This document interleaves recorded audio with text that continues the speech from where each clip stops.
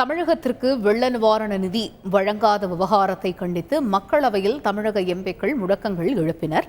முதலில் அது தொடர்பான காட்சிகளை பார்க்கலாம்.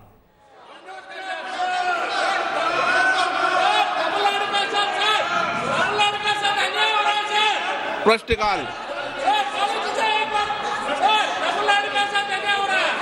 माननीय सदस्यगण, जिस विषय पर आप चर्चा करना चाहते हैं उस विषय पर प्रश्नकाल पर चर्चा हो चुकी थी और डिटेल में सरकार ने अपने उत्तर को दे दिया था।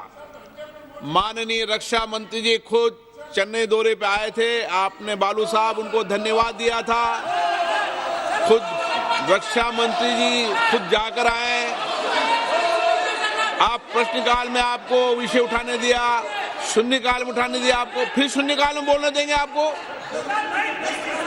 नो, प्रश्नकाल में नहीं, शून्यकाल में मौका दूंगा। आपने कई बार विषय उठा चुके हैं।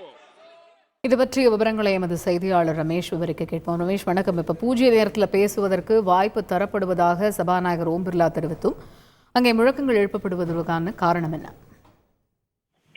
அதாவது மத்திய அரசு தமிழகத்திற்கு வாக்குறுதி அளித்தபடி மழை வெள்ள நிவாரண நிதி வழங்காதது குறித்து அவையினுடைய வழக்கமான அலுவலை ஒத்திவைத்துவிட்டு விவாதம் நடத்த வேண்டும் என மக்களவையில் திமுக எம்பி டி.ஆர். பாலு இன்று ஒத்திவைப்பு நோட்டீஸ் ஒன்றை வழங்கியிருந்தார்.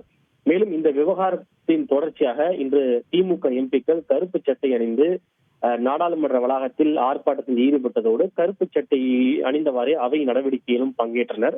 மக்களவையிலே காலை கேள்வி நேரம் தொடங்கிய உடனேயே இந்த தமிழகத்திற்கு மத்திய அரசு மழை வெள்ள நிவாரண நிதி வழங்காத விவகாரத்தில் அவையை ஒத்திவைத்துவிட்டு விவாதம் நடத்த வேண்டும் என்று தமிழக எம்பிக்கள் முழக்கங்களை எழுப்பினர். ஆனால் அவைத் தலைவர் ஓம் பிர்லா அவர்கள் இது கேள்வி நேரத்திற்கான நேரம், இது குறித்து ஏற்கனவே நாம் பல முறை அவையிலே விவாதித்து விட்டோம், ஏற்கனவே கேள்வி நேரத்திலும் கூட இது குறித்து நாம் பேசியிருக்கிறோம், அதே போல பூஜை நேரத்திலும் கூட நாம் பேசியிருக்கிறோம். ராசா இது குறித்து 2 நாட்களுக்கு முன்பு எழுப்பிய கேள்விக்கு உள்துறை இணையமைச்சர் கூட ஒரு விரிவான ஒரு பதிலை கொடுத்திருக்கிறார்.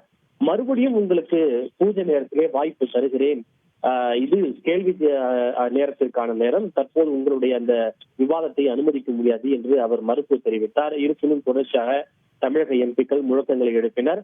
அப்போது மீண்டும் சபாநாயகர் என்ன கூறினார் என்றால், பலமுறை இது குறித்து விவாதித்து விட்டோம், பாதுகாப்புத்துறை அமைச்சரும் கூட தமிழ்நாட்டுக்கு வந்து பார்வையிட்டு இருக்கிறார், அதை பாலு அவர்களை கூட பாராட்டி இருக்கின்றார். எனவே உங்களுடைய இருக்கைகளுக்கு செல்லுங்கள், சூன்ய கால்மே மோகா தூங்கா, அதாவது பூஜை நேரம் என்பது 12 முதல் 1 மணி வரை நடைபெறுகின்ற அந்த காலம்தான் பூஜை நேரம், அப்போது நான் உங்களுக்கு வாய்ப்பு தருகிறேன் என்று அவைத் தலைவர் அவர்களுக்கு தெரிவித்திருக்கிறார்.